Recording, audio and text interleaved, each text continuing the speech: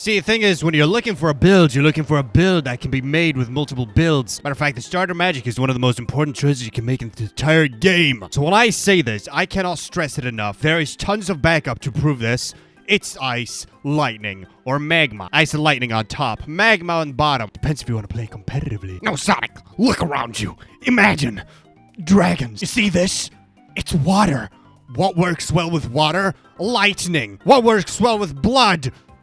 Electricity! What do you have to say at Kaiser von Krubenflogennogenstand? My father died of electrocution. Such accidents were not unusual at the coalfields of Moor Valley. I remember my uncle telling me that he was standing in water when it happened. Water is a conduit for electricity. And what is in our bodies?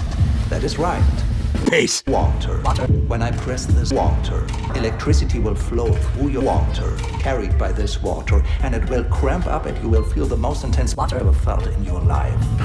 If you do not want to feel this water, which is completely understandable, you need to answer my question without hesitation. So, who is your water? Jawohl, the powers of the electricity is very bad against his blood. According to the Wikipedia, dealing at least 25% extra damage. This may have been fixed. Nobody likes a meta build, but I'm not here to talk about it from a PvP perspective. I'm here to talk about it from a PvE perspective. Lightning and ice are one of each other. Think of it as two magic that work extremely well with water. Meaning you have a bonus against enemies underwater, which you're going to find yourself in a situation like that in. You also have a bonus in the dark sea, anywhere where it rains. And to top it off, lightning and ice deal extra damage against bleeding targets, making it extremely well if you're looking to play Contra like I am. But let's talk about the spotlight, which is lightning. It's a thermal-based magic, but it works well with water. Conjurer, Warlock, Savant, Mage. It works well with every single subclass. Even Paladin. Even Paladin! Ah, wait. The Eagle Patrimony has abilities related to lightning. You're telling me this has 1.5 times speed and 1.0 size? Oh, no. The developer is just making it off actual lightning. It's supposed to be fast and destructive like that. And according to the wiki... what? It's like sticking things into a microwave. It's like that. A good mage who uses lightning has a lot of secondary magics they can use to their advantage. But the most spotlighted secondary magic would be glass, which allows stacking bleeding, which can of course be abused to create an immense damage bonus. Not sure if it's been nerfed yet. A lightning conjurer, pretty basic conjurer build, using bladed weapons, technically causes bleeding. The lightning also hits, which classes out that bleeding, giving you an extra damage boost. From the Wikipedia, 25%. Magic and strength works well with, I dig you this, not just Sailor Fist, not just Iron Leg, but with Cannon Fist too, because it causes bleeding. That's a 25% damage boost. Except, what am I supposed to know about Arcane Odyssey builds? I'm a little pussy. Or you could be smart and invest in all of these abilities and become the one and almighty savant. Magic savants get access to glass magic. Except you can't use that many abilities with glass magic. Although lightning and vitality is not necessarily that recommended because, you know, Paladin build, it's not been worked on that much. Lightning magic can be used underwater. It is the essential underwater magic. Divers love it. PvE players love it. And you can one-shot decimate those rocks in Mount Arthurus for those clear sight potions. It's important if you're looking to play. I cannot stress the wonders of a magic that works underwater. It's just so super power. It also removes the bleeding status when you're charging your magic energy also, apparently. It stuns. It causes them to be paralyzed.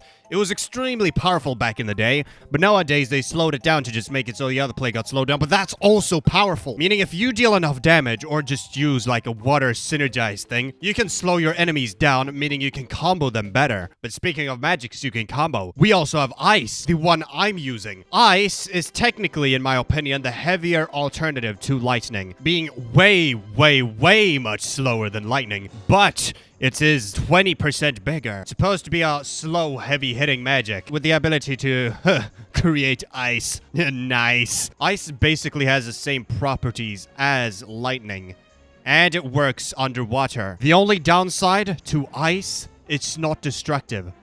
at all. But that's not a big deal. It's not a big deal at all. People are only watching this for PvP, not breaking rocks on a stupid island nobody cares about. Potion brewing. Ice is a bit more advanced than lightning. Lightning just works with everything, but ice only works with cold things. But it deals 20% more damage if the target is bleeding and it clears it. Ice has a lot less ability with synergism, but since it synergizes with water, it's basically one of the best magics in all of Arcane Odyssey. Because, I can't stress, it's a water level. And when you find yourself in a situation, you're boatless, loveless, bitchless, you just gotta hit him with the...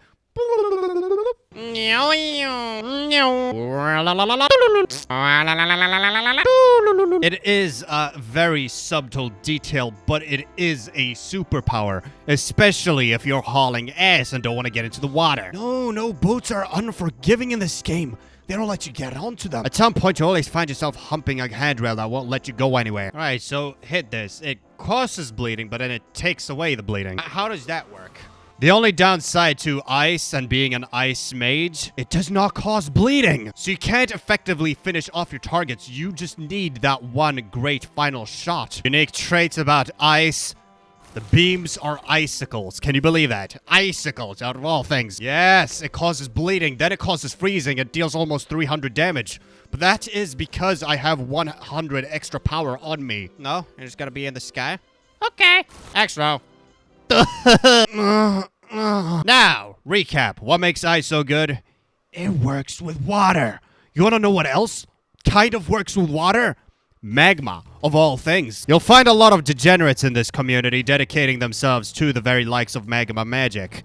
This is because it's, of course, a very good magic, and a very powerful, hard-hitting magic. I mean, why choose fire when you can throw fucking lava at people? Of course, magma doesn't truly live up to its name. It's an extremely heavy magic. Similar to metal, there's a slight delay when doing attacks in magma, meaning the magic is partially uncomfortable to wield. Magma can clear the most status effects out of all status effects in the game, including bleeding, freezing, whatchamacallit, big dick syndrome, measles, the smallpox. It's the ultimate cure-all. If you're a magma user giving an unsolicited cure to a helpless individual, you trust me, it's going to deal a damage bonus. Clash advantages.